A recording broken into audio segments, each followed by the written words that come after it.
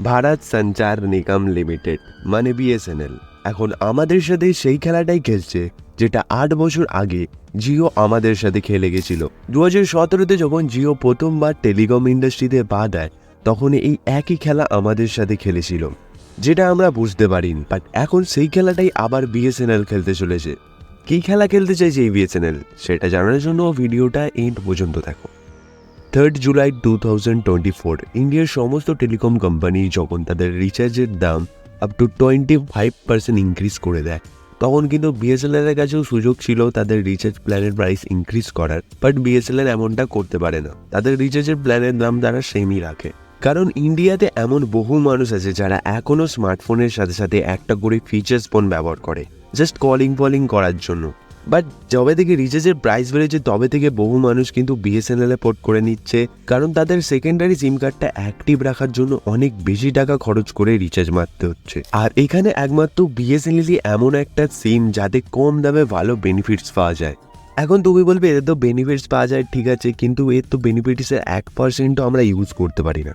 হ্যাঁ, হতে পারে বিএসএনএল নেটওয়ার্ক ঠিকঠাকভাবে ওয়ার্ক করে না, সবসময় নেটওয়ার্ক হয়ে থাকে, কিন্তু যত দিন যাচ্ছে বিএসএনএল আস্তে আস্তে ডেভেলপমেন্ট করছে, তাদের নেটওয়ার্ক ইস্যু ঠিক করছে। অলরেডি বিএসএনএল তাদের 50,000-এরও বেশি 4G টাওয়ার কিন্তু ইন্ডিয়াতে ইনস্টল করে দিয়েছে।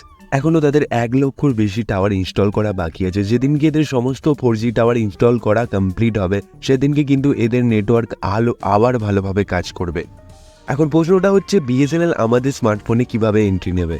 দেখো, 2017-তে যখন জিও প্রথমবার টেলিকম ইন্ডাস্ট্রিতে এসেছিল তারা বলেছিল যে as a secondary SIM card হিসাবে আমাদেরকে ব্যবহার করো, আনলিমিটেড কলিং করলে করো, না করলে করো, জাস্ট তোমাদের 2 নম্বর সিম স্লটটা আমাদেরকে ইনসার্ট করে নাও।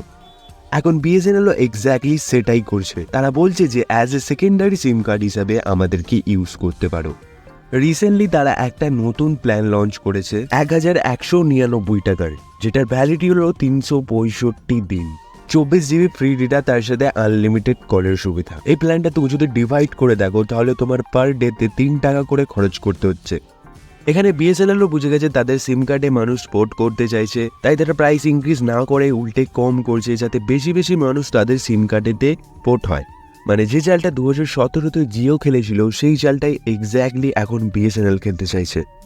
সো আজকের ভিডিওটা এইটুকু। যদি তুমি বিএসএনএল সিমের নেটওয়ার্ক স্পিড 2x ইনক্রিজ করতে চাও তাহলে এই ভিডিওটাই ক্লিক করো। আর হ্যাঁ, কমেন্ট করে জানাও যে তোমার এলাকার বিএসএনএল এর সার্ভিস কেমন, 2G, 3G না 4G। অবশ্যই এলাকার নামটাও লিখবে।